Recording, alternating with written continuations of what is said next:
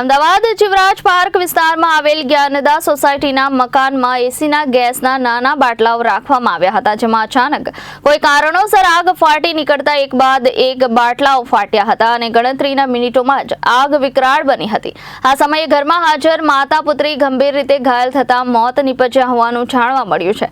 પોલીસે આ મામલે વધુ તપાસ હાથ ધરી છે.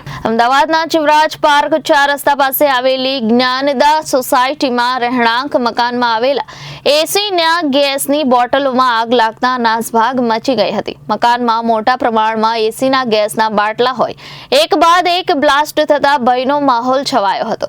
આગે ગણતરીની મિનિટોમાં જ વિકરાળ સ્વરૂપ ધારણ કરી લીધું હતું અને આસપાસના અન્ય મકાનો અને પાર્ક કરેલા વાહનો આગની ચપેટમાં આવ્યા હતા. અમદાવાદના અલગ-અલગ ફાયર સ્ટેશનની ટીમો ઘટના સ્થળે પહોંચી આગ પર કાબુ મેળવી લીધો હતો. સ્થાનિક ધારાસભ્ય પણ ઘટના સ્થળે દોડી આવ્યા હતા. આગના બનાવમાં માતા પુત્રી ગંભીર રીતે ઇજાગ્રસ્ત થતા બંનેના મોત નીપજ્યા છે. પોલીસે પણ ઘટના સ્થળે પહોંચી વધુ તપાસ હાથ ધરી છે.